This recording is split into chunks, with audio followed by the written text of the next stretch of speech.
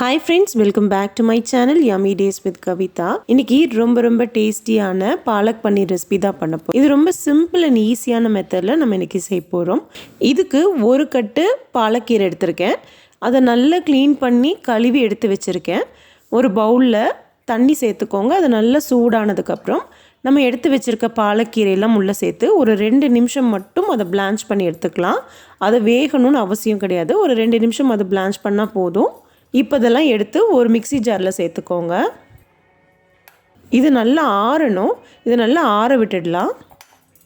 இப்போ ஒரு பேனில் 1 டேபிள் ஸ்பூன் எண்ணெய், 1 டேபிள் ஸ்பூன் பட்டர் தனியாக சேர்த்தாதீங்க, அது சீக்கிரம் கருத்து போயிடும். 1 டேபிள் ஸ்பூன் எண்ணெய் சேர்த்திட்டு அதுக்கப்புறம் பட்டர் சேர்த்துங்க. ஒரு பெரிய வெங்காயம் எடுத்திருக்கேன், அது நல்லா 1-2 அப்படியே கட் பண்ணி உள்ளே சேர்த்துக்கலாம்.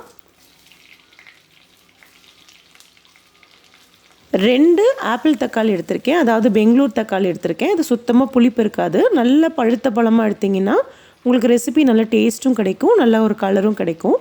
மேலே இருக்கிற அந்த காம்பு பகுதியை நீக்கிட்டு இந்த மாதிரி 1-2 கட் பண்ணி அதையும் உள்ளே சேர்த்துக்கலாம்.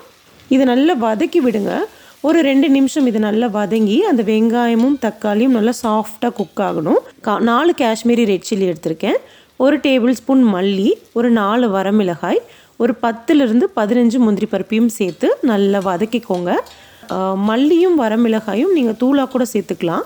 ஆனால் இந்த மாதிரி நம்ம ஃப்ரெஷ்ஷாக அரைச்சி சேர்த்தும் போது டேஸ்ட்டே ரொம்ப சூப்பராக இருக்கும். நம்ம ஏற்கனவே மிக்ஸி ஜாரில் பாலக்கீரை எடுத்து வச்சுருக்கோம் இல்லையா, அதுலேயே வதக்கின மசாலாலாம் உள்ளே சேர்த்து நல்லா ஃபைன் பேஸ்ட்டாக அரைச்சி எடுத்துகிட்டு வந்துடலாம்.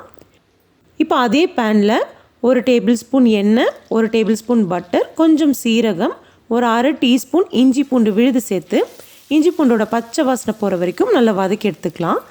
இதில் ஒரு 1/4 ஸ்பூன் மஞ்சத்தூள் சேர்த்துக்கோங்க. நம்ம இப்போ அரைச்சி வச்ச பாலக்கீரை மசாலா ஃபுல்லாக உள்ளே சேர்த்துக்கலாம். தேவைப்பட்டால் கொஞ்சம் தண்ணி சேர்த்துக்கோங்க. தேவையான அளவு உப்பு சேர்த்து இது நல்லா அப்படியே கலந்து விடுங்க. ஏற்கனவே பாலக்கீரை, வெங்காயம், தக்காளி இதெல்லாம் நல்லா வெந்துருச்சு. ஸோ ஒரு 2 நிமிஷம் அது வெந்தால் போதும். ஸோ அது ரொம்ப நேரம் வேக வைக்கணும்னு அவசியம் இல்லை. இப்போ நம்ம பன்னீர் கட் பண்ணிக்கலாம். நான் பெரிய பீசஸாக, அதாவது க்யூப்ஸாக தான் கட் பண்ணி நான் போடுறேன். இந்த மாதிரி வேண்டாம் அப்படின்னா நீங்கள் துருவன மாதிரி கூட சேர்த்துக்கலாம். அப்படி இல்லைன்னா கொஞ்சமாக பட்டர் சேர்த்து அதை அப்படியே 2 பக்கமும் ரோஸ்ட் பண்ணி கூட நீங்கள் சேர்த்துலாம். இது ஒரு 2லிருந்து 5 நிமிஷம் குக் ஆனால் போதும். அதிக நேரம் இது வேக வேண்டிய அவசியம் இல்லை. ஏன்னா கீரை, தக்காளி, வெங்காயம் எல்லாம் நல்லா வதங்கிருச்சு, நல்லா வெந்துருச்சு. கடைசியில் ஒரு 1/2 ஸ்பூன் கரம் மசாலா, ஒரு 1/2 டேபிள் ஸ்பூன் பட்டர் சேர்த்து ஸ்டவ் ஆஃப் பண்ணிடலாம். அவ்வளோதான், பன்னீர் பட்டர் மசாலா சூப்பராக ரெடி ஆயிடுச்சு. செம டேஸ்டியாக இருக்கும். இந்த ரெசிப்பியில் நான் கசூரி மேத்தியோ இல்லைன்னா ஃப்ரெஷ் க்ரீமோ எதுவுமே சேர்த்துல. ரொம்ப சிம்பிளான இன்க்ரீடியன்ஸ், நம்ம வீட்டில் இருக்கிற இன்க்ரீடியன்ஸை வச்சே செம டேஸ்டியான பாலக் பன்னீர் ரெசிபி எப்படி செய்யறதுன்னு இன்றைக்கி பார்த்துட்டோம். இந்த ரெசிபி கண்டிப்பாக ட்ரை பண்ணி பாருங்கள். ட்ரை பண்ணி பார்த்துட்டு எப்படி இருந்துச்சுன்னு உங்கள் ஃபீட்பேக்ஸ் அண்ட் கமெண்ட்ஸ் என் கூட ஷேர் பண்ணுங்கள். தேங்க்யூ.